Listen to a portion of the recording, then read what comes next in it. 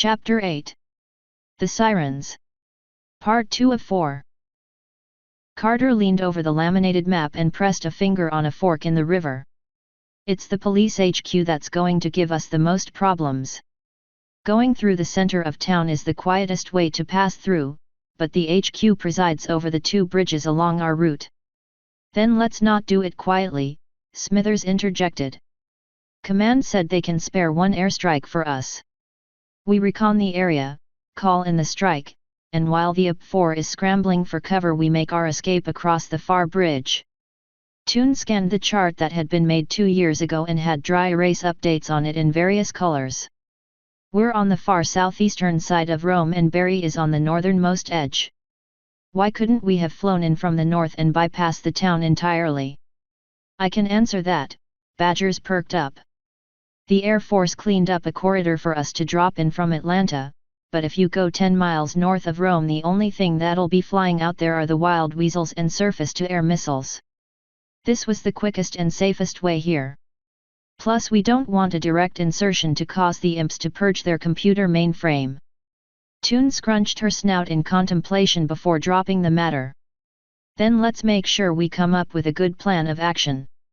The group wordlessly agreed, and after outlining the path they would take, along with alternative paths and various contingency plans, the group headed north along the right side of the highway. The freezing rain cut everyone to the bone, making the act of keeping a sharp eye out for wandering Mayans difficult. As they crept towards a clover in the highway, Crimson made her way over to walk next to Mulder. What are the Mayans doing here anyway?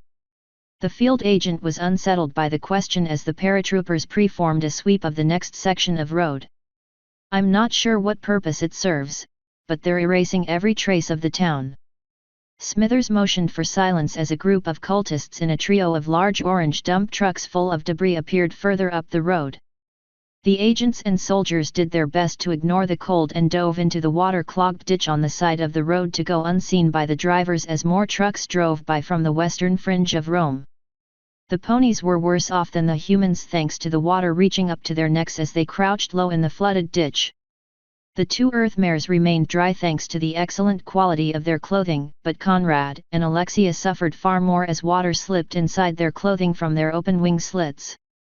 It got so bad that Alexia decided to cut into her mana and drained the ground underneath her to both Conrad and herself. She didn't want to use too much, only enough to keep them from suffering hypothermia. Once the convoy of trucks left, the group started moving forward again. Conrad wordlessly thanked Alexia as her magic started to dry both winged ponies starting from the barrel and down to their hooves. Carter directed them off the main boulevard and onto East 2nd Street where a half-demolished YMCA sat in ruins. A few workers were visible as they broke the building down brick by brick and carted it all into waiting trucks. Not even the plumbing was left behind as the underground pipes were being uprooted for transport while a small collection of earth ponies moved the soil with their magic to fill the gaps back in. The YMCA was not the only building suffering such a bizarre fate. Over half of the houses had been removed with most others lying in heaps of rubble. The group could only tell where some houses used to stand because the positions of the older and younger trees. All of the history, all of the architecture, civilization, and any trace of human existence of the old southern town was being deleted from the face of the earth until even the memory of Rome would vanish. Crimson shuddered at the realization. Others have tried to erase their enemies from history, but the victors have always wanted to make their own history. Now, it looks as if the cult doesn't want any human history to exist. How many Romes are there? This can't be the first town to be removed like this.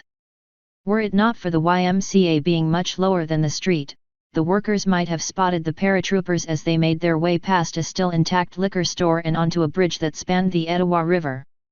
It was painfully obvious that the store had been looted some time ago as the door hung off its hinges and was open to the elements.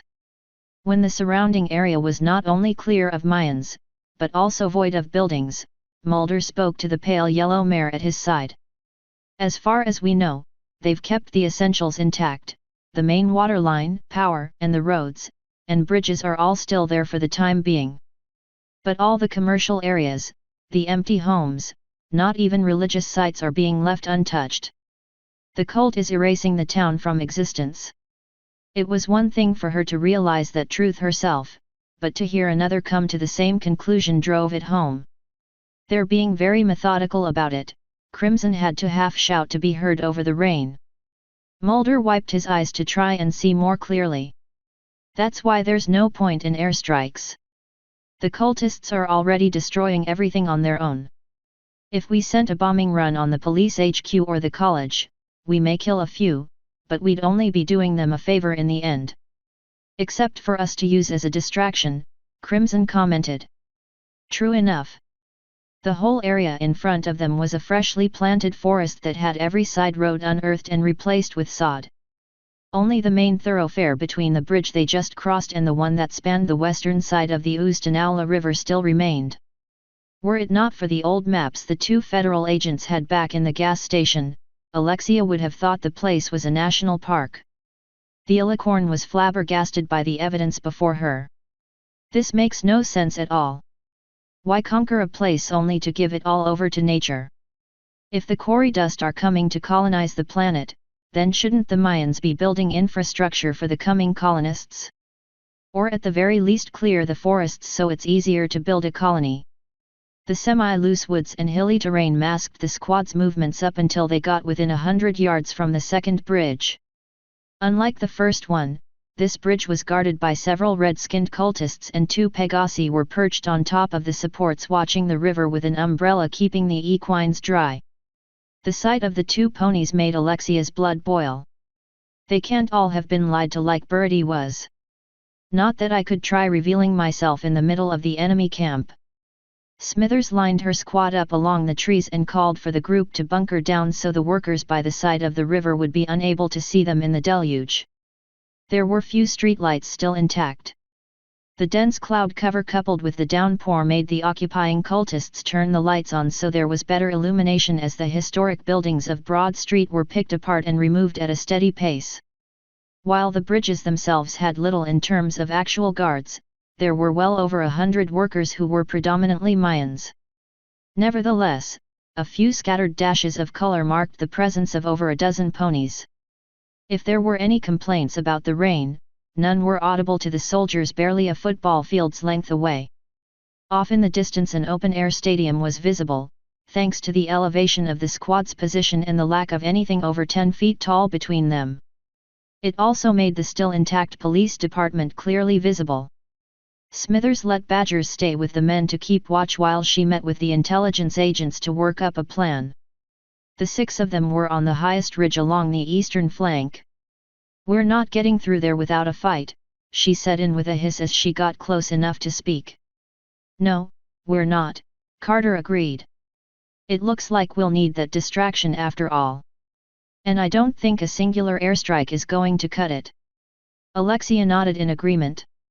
"We should save that for the college if the research lab is still operating." "I concur," Smithers added before addressing Alexia. "It's my job to ensure you can enter the college to find what you need to find." The sergeant knew the pony's objective was classified, she only knew where they needed to go. "I'll have both squads lay siege to the station while my sniper clears the bridge of its guards. As soon as it's clear, you should bolt across." Mulder recalled the map and terrain layout. "Should work. A smaller group will be able to slip into the north unnoticed." Alexia didn't like having little intelligence of the surrounding area and the numbers of the cultists. "How are you going to exfiltrate?" "The Black Hawks are on standby a few miles outside of town. We bust up the red-skinned imps for as long as we can to give you time to make it to the objective. After we've overstayed our welcome, we bug out in the choppers. I'll leave 2 riflemen to escort you." Toon glanced at the throng of Mayans and hostile equines. "The 6 of us should be fine on our own, and you'll need every rifle at your side to make this work." Smithers would have none of it. "With all due respect, ma'am, my men can handle a few dozen imps. I won't see you go without an escort." Smithers didn't want to say it aloud, but she was not about to let the princess die if she could help it. The woman felt it was rather obscene to have a major political figure being used as a field agent, especially with the success the princess made out of Trinity. The NCO firmly believed Alexia's place was in political office where she could do far more good than potentially getting killed in battle, but it was out of her control. What was within her power, was to make sure the Alicorn lived to return to that civilian life. We need a successful administrator in a position of administrating. There are plenty of soldiers who could be doing this operation instead. I'll stay here then, Mulder volunteered. If the dust-off doesn't go smoothly, you'll need someone who can guide you back out of town. The Silver Mare shared a glance with her mates before facing Smithers. I'll side with your tactical expertise. I only ask that you stay alive, Sergeant. We need living soldiers, not dead heroes. The sergeant gave a curt nod of redoubled respect. I tell my boys that every time we go in the field. The group split up after Smithers gave Mulder something better than his service pistol and everyone took position. Buttercup kissed her rocket launcher lovingly and took aim at the large fuel depot that sat to the west of the police headquarters where the government plaza used to stand. Badgers make sure everyone was in position before giving the heavy weapons specialist the order to make the first shot. With a toothy feral smile upon her lips, Buttercup depressed the trigger and the rocket streaked unwaveringly on target. The resulting explosion of well over 2,000 barrels of fuel lined across the river produced a rolling fireball that shattered every window that remained in the police building and was a beacon of trouble for every Mayan and hostile pony for miles. Those few Pegasi that had been flying around the depot were blown away and most of the workers were flattened by the concussion wave. The 82nd stormed out of the newly planted forest and laid waste to Mayans and ponies alike. The few intelligent Mayan supervisors presiding over the workers managed to return fire with a handful of pistols along with a few unicorns and their magic, but none of the workers stayed to fight.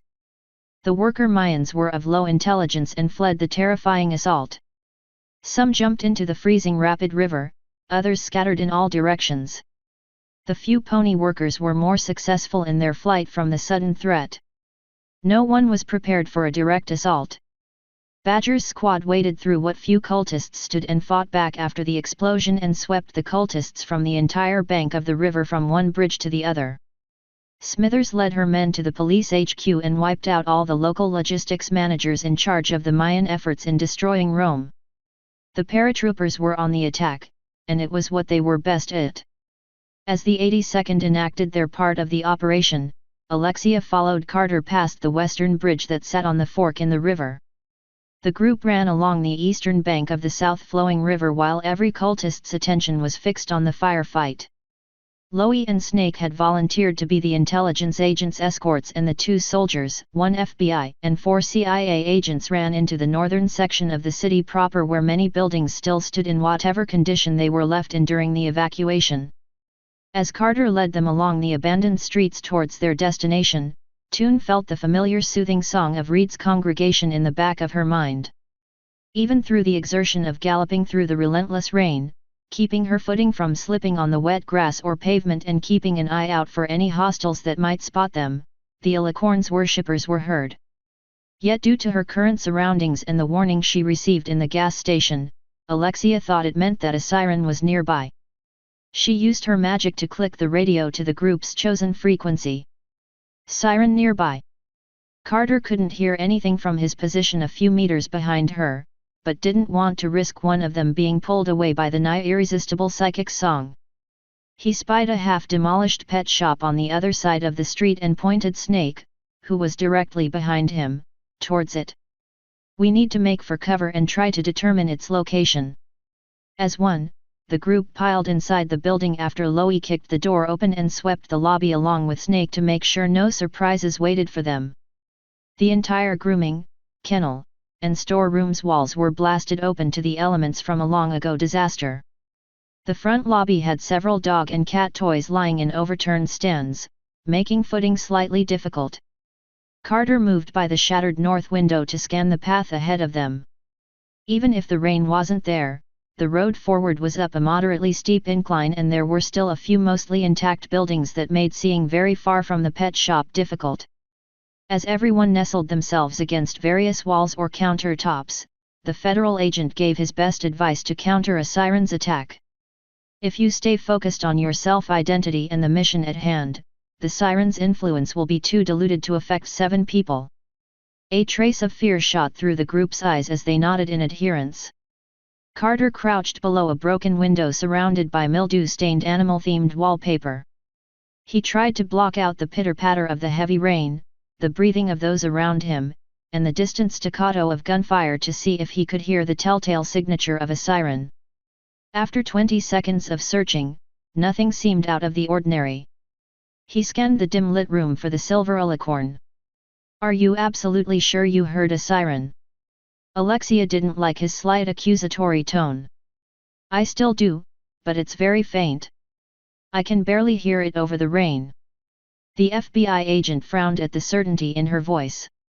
He didn't care for her, but doubted the CIA would keep her as a field agent if she was panicky.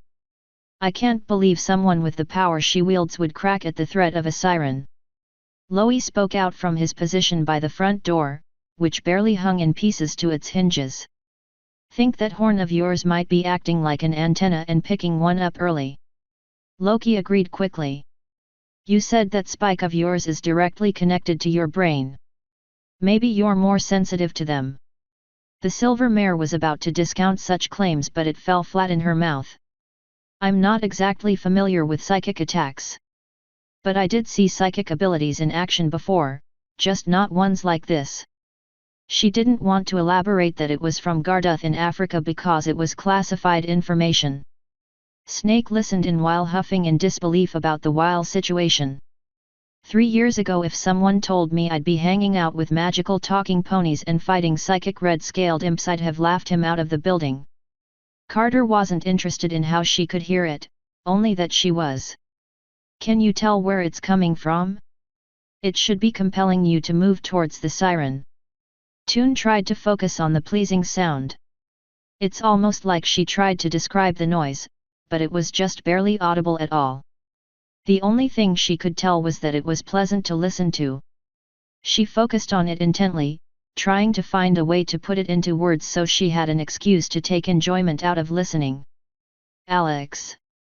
Crimson asked while jostling Alexia to get her to return to the present. End of Part 2.